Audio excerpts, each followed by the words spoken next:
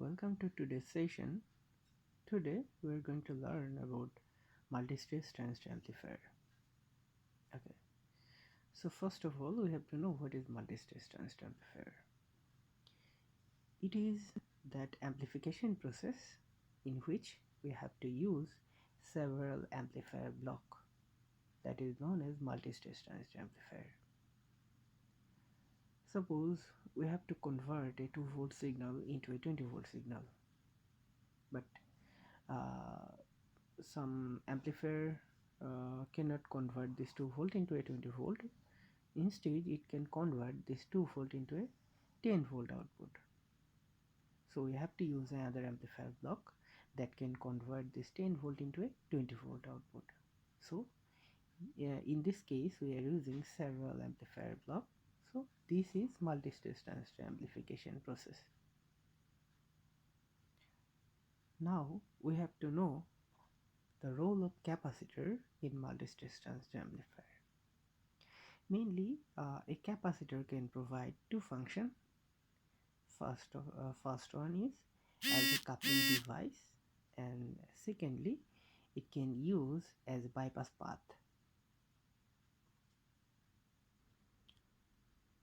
Suppose we are using two amplifier block.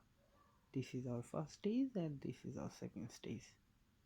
In first stage, we are providing our signal, and to use several block, we have to uh, provide the output of first stage into the input section of second stage.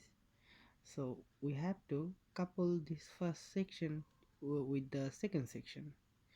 So we can couple first stage with the second stage with the help of a coupling capacitor that is known as CC. So thus we are coupling one stage with another. Another thing is we have to use another capacitor that is known as bypass capacitor in parallel to emitter resistor RE.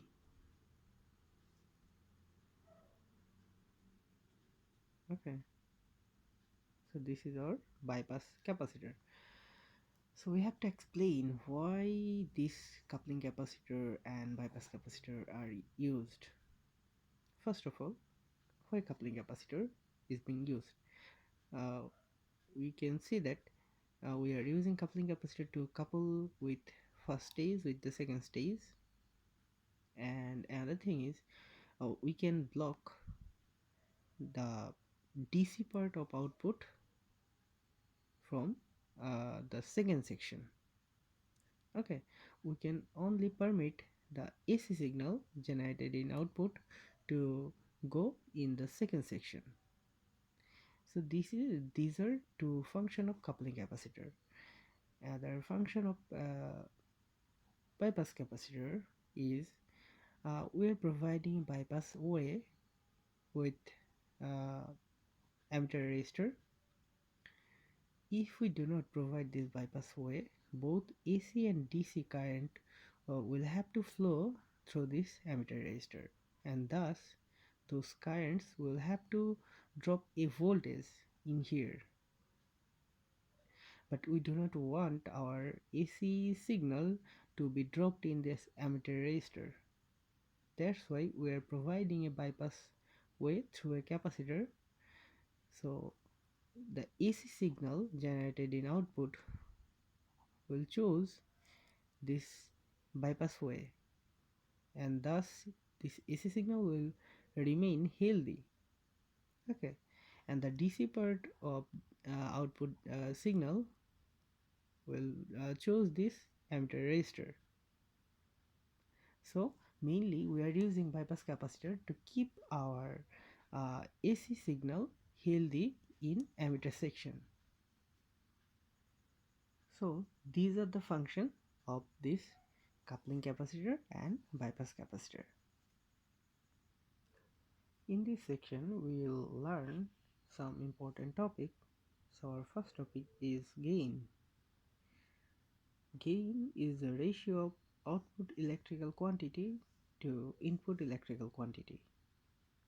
It can be voltage gain, that is the ratio of output voltage to input voltage. Similarly, it can be current gain, which is the ratio of output current by input current. Our second point is frequency response. Frequency response is the relationship between gain and frequency. So for audio signal, it normally looks like this one.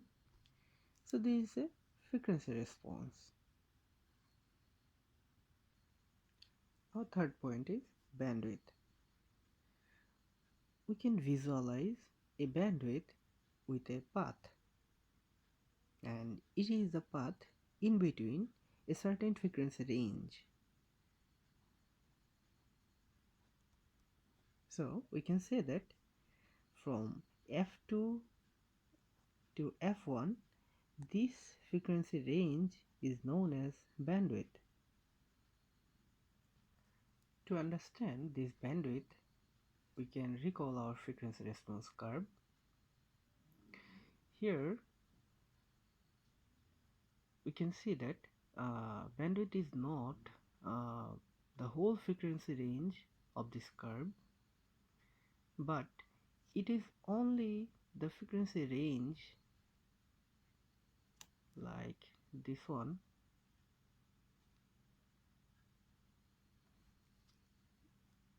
f1 and f2. It is only this frequency range where our signal remains healthy. To understand this bandwidth thing, we can recall our radio stations. Suppose there's some radio stations transmitting their signal,